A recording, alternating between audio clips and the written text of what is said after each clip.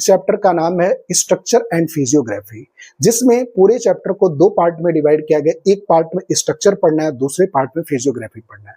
Chapter की शुरुआत होती है कि what is the age of the earth, हमारे अर्थ की एज क्या है। तो बताया जाता है अकॉर्डिंग टू एनसीईआरटी हमारी अर्थ की एज है ना 460 मिलियन ईयर। इतना पहले हमारी अर्थ बनी।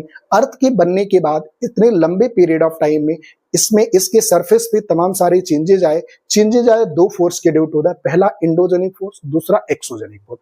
इंडोजेनिक फोर्स वो फोर्स होते हैं जो अर्थ के इनसाइड से काम करते हैं, जैसे वोल्केनिक इरप्शन हुआ, अर्थक्वेक हुआ। एक्सोजेनिक फोर्स वो होते हैं जो अर्थ के आउटसाइड वाले पार्ट से काम करते हैं, जैसे इरोजन हुआ, डिपोजिशन हुआ, वेदरिंग हुआ। इस तरह से अर्थ के सरफेस पे तमाम सारे चेंजेस आए। अगर हम बात करें हमारे इंडिया का, तो India was a part of Gondwana land. India का जो पेनिनसुलर पार्ट है वो गोंडवाना लैंड का पार्ट है। गोंडवाना लैंड क्या है, इसको जानने के लिए थोड़ा सा हम एक थ्योरी पर ध्यान देते हैं, अपना ध्यान ले जाते हैं। उस थ्योरी का नाम है कॉन्टिनेंटल ड्रिफ्ट थ्योरी, जो कब आया था तो 1912 में आया था। देने वाला कौन था इस थ्योरी को, तो अल्फ्रेड वेगनर, जर्मन का मेट्रोलॉजिस्ट था, जर्मनी का रहने वाला था। वो बताता है कि आज से मिलियंस ऑफ ईयर्स एगो जितने भी कॉन्टिनेंट हैं वो सारे कॉन्टिनेंट, सारे लैंडमास एक साथ जुड़े हुए थे और वो उसको बोलते थे सुपर कॉन्टिनेंट। और उस सुपर कॉन्टिनेंट का नाम था पैंजिया। पूरा जो पैंजिया था वो चारों तरफ से वाटर बॉडी से घिरा हुआ था, एक मेगा ओशियन से घिरा हुआ था जिसका नाम था पैंथालासा। आज से लगभग 200 मिलियन ईयर्स एगो जो पैंजिया था वो टूटना शुरू हुआ और सबसे पहले दो पार्ट में टूटता है। जो नॉर्थ वाला पार्ट है उसका नाम होता है लॉरेशिया और जो साउथ वाला पार्ट है उसका नाम होता है गोंडवाना लैंड।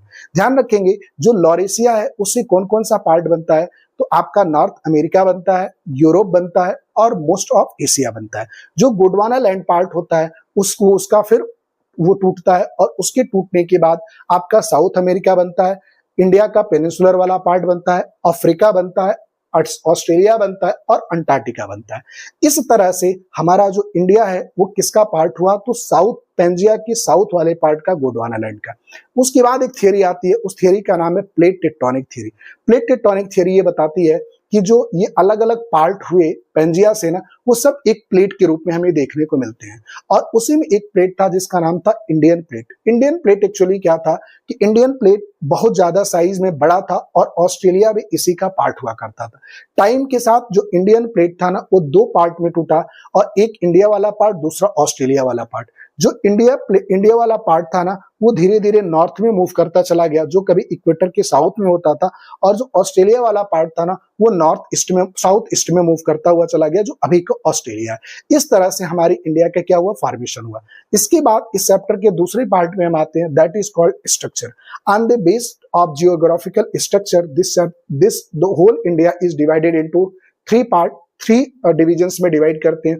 पहले का नाम है पेनिनसुलर ब्लॉक, दूसरे का नाम है आपका Himalayan and other peninsular block, other peninsular mountain, और तीसरा इंडो गंगा ब्रह्मपुत्रा प्लेन। सबसे पहले अगर हम शुरू करें किसके बारे में, तो पहला आपका पेनिनसुलर ब्लॉक। ये कैसा है, तो एंशिएंट रॉक लाइक ग्रेनाइट से बना हुआ है, फ्रॉम एंशिएंट टाइम से एज अ रिजिड ब्लॉक के रूप में है। इसमें तमाम सारे आपको फॉल्ट्स भी देखने को मिल जाएंगे, लाइक आप कह सकते हो rift valley of Narmada and Tapi. ये सारे फीचर्स किसके हैं, तो ये सारे फीचर्स हैं किसके, आप बोल सकते हो, तो सर ये सारे फीचर्स हैं आपके किसके, पेनिनसुलर ब्लॉक के। इसके बाद हम दूसरे पे चलते हैं, Himalayan and other peninsular mountain.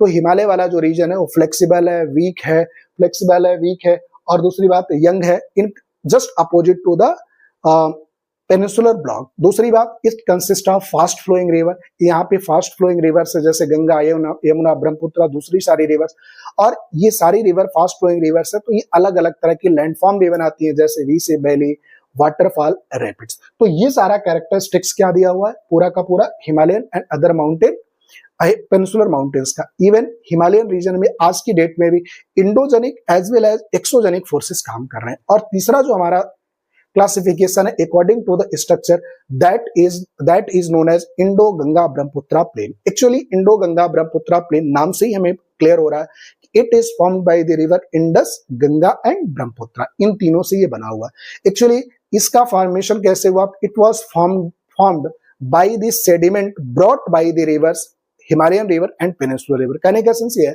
कि जो हिमालयन रिवर और पेनिनसुलर रिवर्स हुआ करती थी ना, तो जो सेडिमेंट्स ले आती थी, उन सेडिमेंट के डिपोजिशन के ड्यू टू द बना क्या, इंडो गंगा ब्रह्मपुत्रा प्लेट बना। एक्चुअली आज के टाइम पे भी ये काफी ज्यादा फर्टाइल है, ये आप बोल सकते हैं। ठीक है, इस यहाँ पर आप देख सकते हैं कि इसकी जो एवरेज डेप्थ है ना पूरे एलुवियल प्लेन का, वो 1000 to 2000 मीटर है। और इस तरह से हमारे इस चैप्टर का पहला पार्ट होता है कंप्लीट। मिलते हैं अगले वीडियो में।